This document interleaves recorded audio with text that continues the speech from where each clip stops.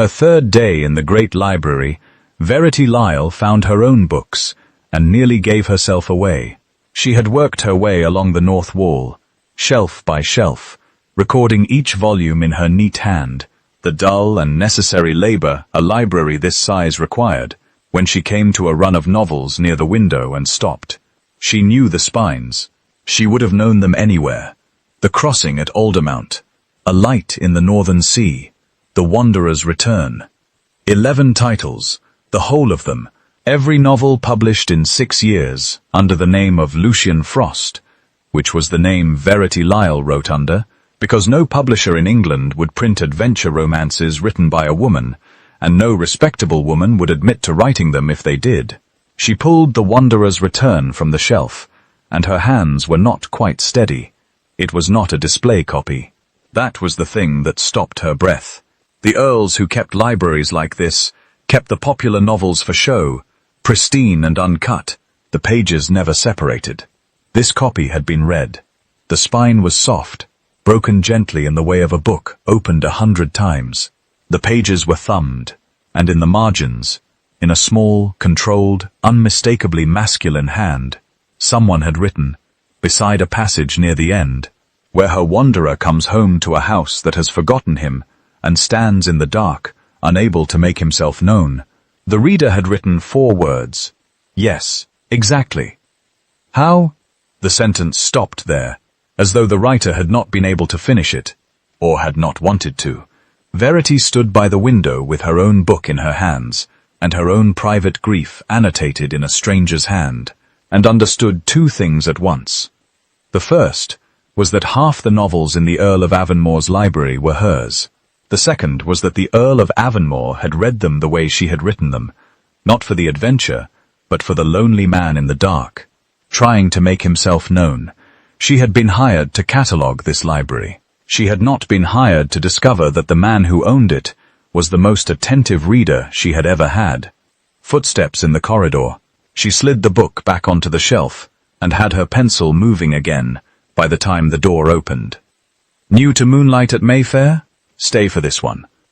A woman hired to catalogue a great library, who finds half of it is her own work, secretly read and secretly loved by the very man who hired her. Subscribe before we go on. And if you've been here before, you already know. He has been writing to her in the margins for years, and he doesn't know it's her, and she's about to read every word he never meant her to see. She wrote under a man's name, because the world left her no other door. Verity's father had been a schoolmaster, with more learning than money, and he'd given her his learning, which was the only inheritance he had. When he died, she was 19, and entirely alone, and she'd done the one thing she could do, which was write. And she'd discovered, to her own surprise, that she could write the kind of story that people actually bought, sweeping things, sea crossings and lost heirs and storms and reunions. The critics called them sensational, and the public called them wonderful, and the public, fortunately, bought more copies than the critics, but they bought them from Lucian Frost. A woman's name on such a book would have killed it, and a woman known to write such books would have been quietly ruined, and so Verity Lyle had spent 6 years being 2 people, the invisible spinster who lived in modest rooms and answered to no one, and the famous Mr. Frost, whom half of England read and no one had ever met. The trouble with being 2 people is that only one of them got paid reliably. Her publisher was honest enough but slow, and the income came in floods and droughts. And in the droughts, Verity did what respectable poor women did. She took respectable work. She had catalogued 2 libraries before this one. She was good at it. And when the Earl of Avonmore had advertised in a bookseller's circular for a cataloguer to put his inherited library in order, she had answered under her own plain name, V. Lyle, with references and a sample of her work, and she had got the position by post, without either of them setting eyes on the other. He had expected a man. She'd seen it on his face the moment she arrived. The startle, quickly mastered, of a man who has hired V. Lyle and been sent a woman. "You're Miss Lyle," he'd said, in the hall, with her trunk still on the step. "I am. My work is exactly as represented. If you'd rather not employ a woman, I'll take the next coach. and we'll both pretend the misunderstanding was no one's fault. She'd kept her chin level. But I catalogued the Hartwell collection and the Sefton Library, and I did both better than the men who'd had them before me, and you'll not find a cataloguer in England who'll handle your books with more care. The choice is yours, my lord. He'd looked at her for a long moment. A tall, severe, dark-browed man who held himself like someone braced against the world. And then he'd looked at her sample pages, which he was still holding, and something in him had decided. "Bring in your trunk," he'd said. "The library's through there. Try not to be appalled." My uncle kept it like a man storing firewood. That had been 3 days ago, and now she stood in the firewood with her own soul annotated in his hand. And the door opened, and the Earl of Avonmore came in. He came in most mornings, which she had not expected. She'd assumed an absent employer, a man who'd hired the work done, and would leave her to do it. Instead, Henry, Earl of Avonmore, came to his library every morning with the air of a man coming home, and he stayed, and he worked alongside her, and within a week she understood that the library was not a possession to him. It was the only room in the house he liked. He was not an easy man. He was reserved to the point of severity, and he spoke as though every word cost him something, and the household clearly found him cold. But Verity watched him handle the books, watched the care of it, the way his whole manner softened when he had a volume open in his hands, and she revised her opinion of him daily. A man is most honest in how he treats the things he thinks no one is watching, and the Earl of Avonmore treated his books like living things. They fell into a rhythm. She catalogued, he sorted, and the silence between them, which had started stiff, began to fill with talk. It started with the books, because the books were safe. She would record a title, and he would have an opinion about it, and the opinions were good, sharp, well-read, surprisingly funny, once you learned to hear the dryness underneath. He had read everything. He argued with her, about half of it. "You can't possibly admire Richardson," he said one morning, watching her shelve a volume with what was apparently insufficient contempt. "I admire the patience of anyone who finished him." She slid the book home. "Admiring and enjoying aren't the same thing, my lord. I admire a great many things I'd never read twice, such as sermons, most poetry, your uncle's filing system, which has a kind of mad genius if you squint." A sound escaped him, short, reluctant, almost a laugh. She looked up, and caught it on his face before he could put it away, and thought, there he is. There was the man who'd written in the margins. He surfaced for half a second, and then submerged again, and she found, over the days that followed, that she'd begun working for those half seconds, saying the slightly outrageous thing, just to watch the severe Earl of Avonmore betray himself into almost laughter. She told herself it was harmless. It was not harmless. Because every afternoon, when he left the library to attend to the estate, she went back to the novels by the window, and she read the margins. They were all annotated. Every one of her books, in his hand, in the privacy he'd believed absolute. She knew she shouldn't read them. They were not meant for her. Or rather, they were meant for Lucian Frost, who did not exist, which meant they were meant for no one. Which meant reading them was a kind of trespass into a room of a man's heart he'd locked on purpose. She read every word, because the Earl of Avonmore, who could barely complete a sentence aloud without armoring it, had written to her novels with his whole unguarded self. Beside a passage about a man who'd inherited a house full of strangers, he'd written, "I know this house." Beside a scene of two people failing to say what they meant. Why is it always easier on the page? Beside the lonely wanderer in the dark. Yes, exactly. How? And on the next page, finishing at last the question he'd broken off. How does he know what it is to be in a room full of people and known by none of them? I have never met this writer, and he has described my life. Verity sat on the library floor in the slant of the afternoon light, and read a reserved man's love letters to her own work, and understood that she was the only person alive who could answer the question in the margin. How does he know? Because he was a she, and the she was lonely too, and had been writing the truth about loneliness for 6 years into the dark, never once imagining it might land in the hands of someone who'd read it like a man finding his own diary in a stranger's writing. She fell in love with him on the library floor, reading the margins. She was honest enough with herself to know it, and clear-eyed enough to know how impossible it was. He was an earl. She was hired help with a secret that would ruin her if it surfaced. And the thing he loved, the thing that had cracked his armor and let her see the man underneath, was a person who didn't exist. He loved Lucian Frost. He had no idea Lucian Frost was the woman recording his uncle's books 8 feet away. If she told him, she risked everything, the position she needed, the secret that kept her safe, the careful two-person life she'd built. And worse, she didn't know what he'd do with the truth. A man who loved a thing in private was not always a man who could bear to love it in the open. She found that out the week the critic came.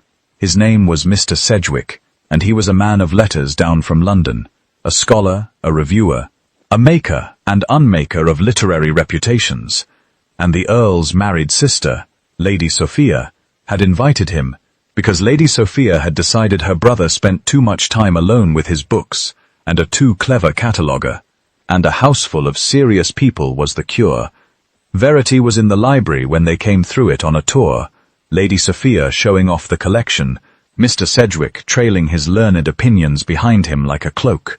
She kept to her corner, invisible as hired help is trained to be, and she watched Mr. Sedgwick reach the run of novels by the window. He plucked out The Crossing at Aldermount between 2 fingers, the way one lifts something not quite clean. Good heavens, Avonmore. Frost, you've the whole set. A thin smile. I'd have thought a serious library had no room for this sort of thing. Sensation for shop girls and sailors' wives. The man writes for the circulating libraries. All storm and swoon, no mind behind it at all. One blushes to find it shelved beside real books. Verity did not move. She had heard worse from critics in print.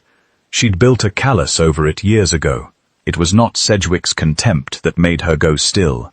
It was the Earl's face. She watched Henry, Earl of Avonmore, who had written, "He has described my life in the margins of that exact author," who had read those 11 novels, soft, who had let them be the one place his own heart was spoken back to him. She watched him stand in his own library, while a London critic called the work rubbish, and she watched him say nothing. Worse than nothing. "They came with the house," he said. "My uncle's, I expect. I've not looked at them."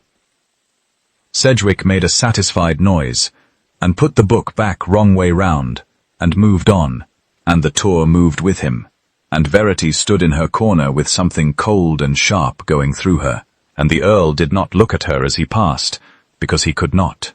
She understood it. That was the worst of it.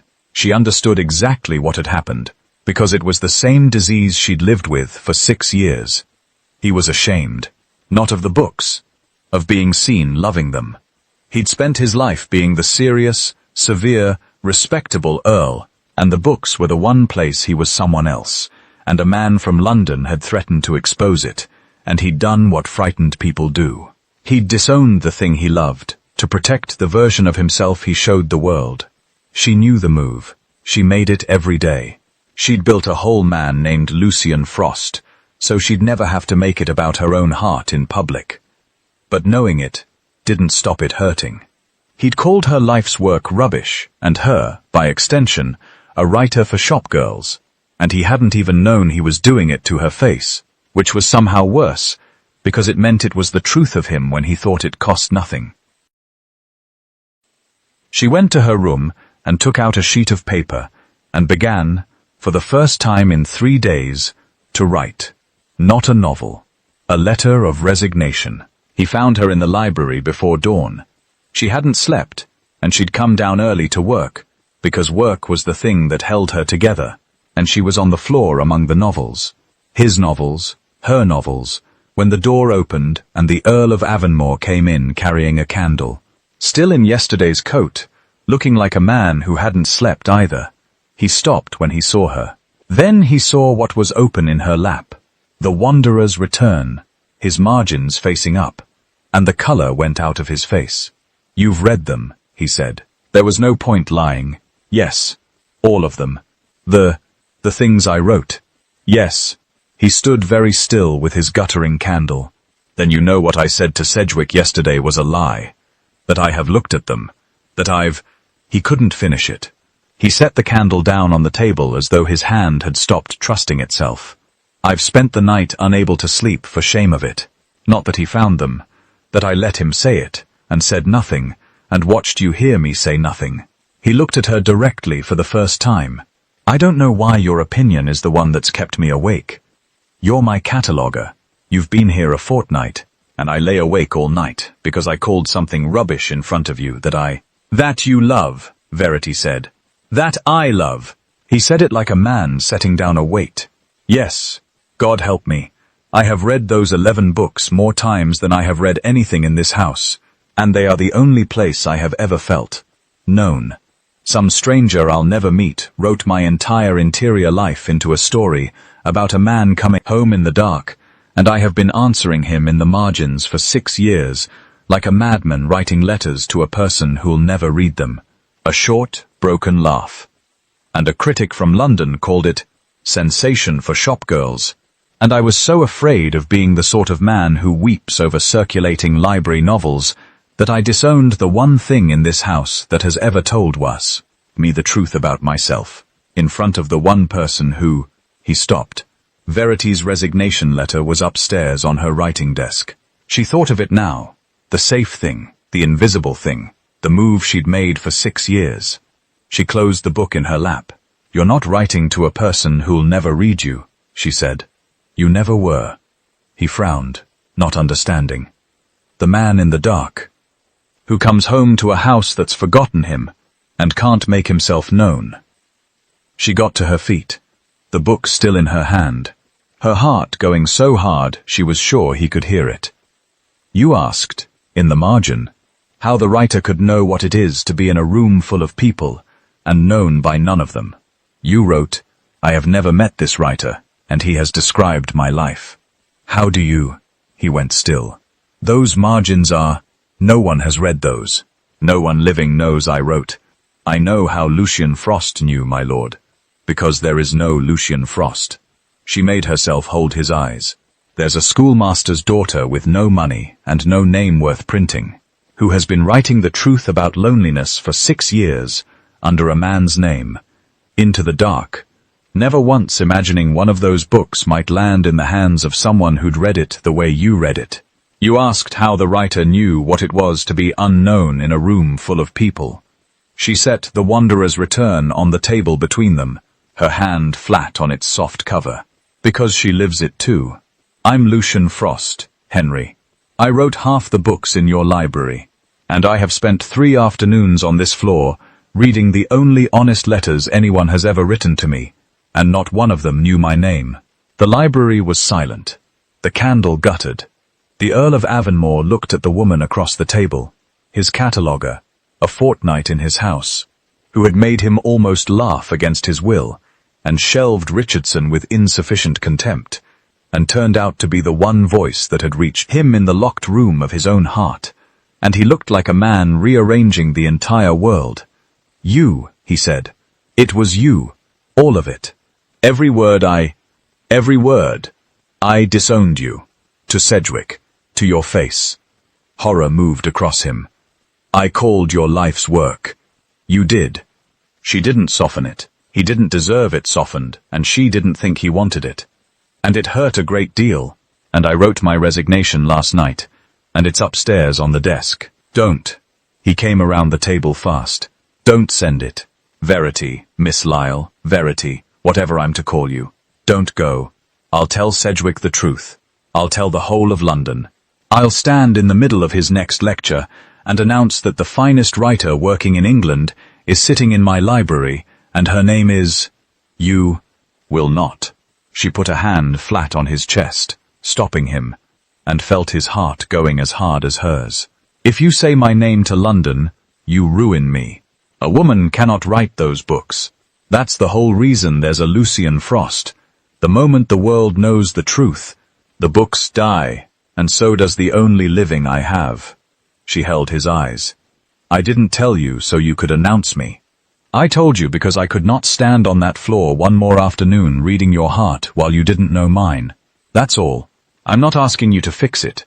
There's nothing to fix.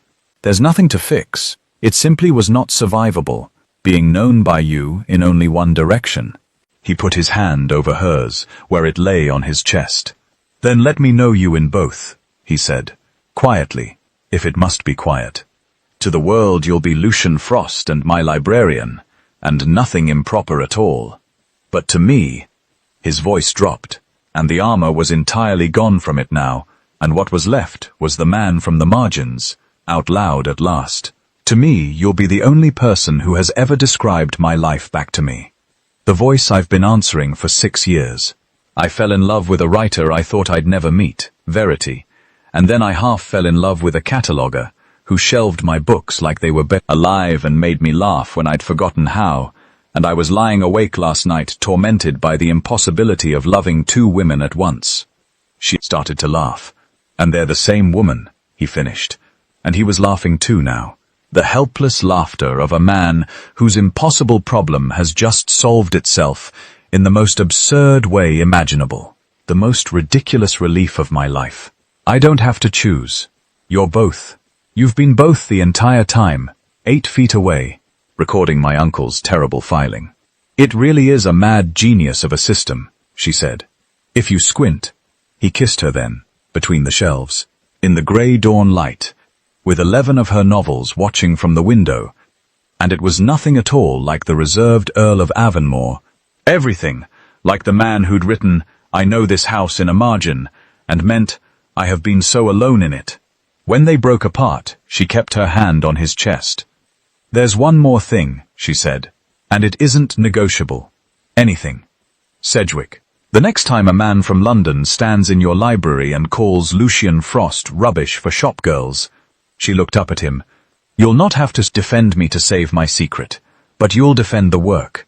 You'll tell him to his face that he hasn't the first idea what he's reading, not because you love the woman who wrote it. Because the work is good, Henry, and you knew it was good in the dark when you thought no one would ever see you know it. And a man who can't say in daylight what he knows in the dark is only half a man. She raised an eyebrow. You've been half a man long enough. So have I. Let's neither of us go back to it. To his face, he agreed. I promise you. Loudly. Good. She picked up her pencil from the floor. Now hold the candle higher. I've 4 more shelves on this wall, and I'd like to finish the north side before your sister wakes up and decides we're scandalous. We are scandalous.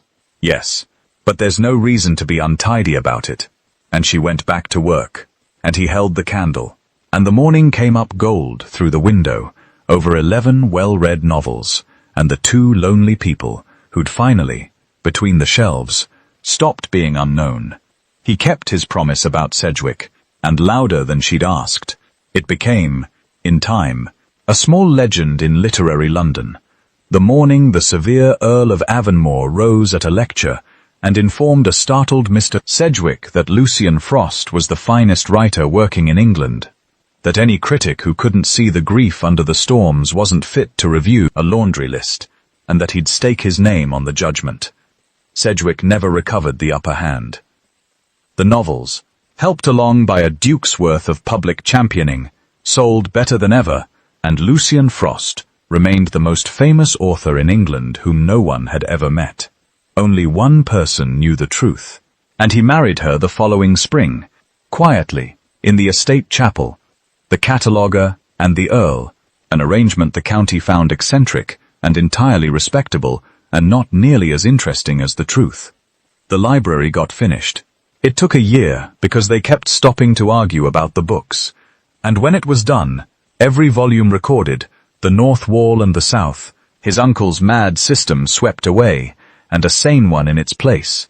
There was a new shelf by the window, in the warmest light, where 11 novels stood, 12 by then. Then 13. She wrote them in the library now, at a desk he'd had made for her, and he sat across the room with a book he sometimes actually read, and when she finished a page, she'd hand it to him, because he was the first reader she'd ever had, who read her the way she'd always wanted to be read, out loud, unashamed, in the daylight, by a man who no longer wrote his heart in the margins because he'd learned, at last, to say it to her face. Late one night she found him at the new shelf, the Wanderer's Return open in his hands, the old margins under his thumb. "Still reading your own letters?" she asked. "Reading the one I never finished." He turned the page to the Wanderer in the dark, to yes, exactly. "How? I wrote this when I thought I'd be in this house alone the whole of my life. A man who'd never be known by anyone." He closed the book. "I'd like to finish the margin, I think, now that I can." "Finish it, then." He took up a pencil, and under his 6-year-old half-question, in the same controlled hand, he wrote the end of it at last, and turned the book so she could read, "How does he know?" Because she was always going to walk into the room. I only had to wait until she did.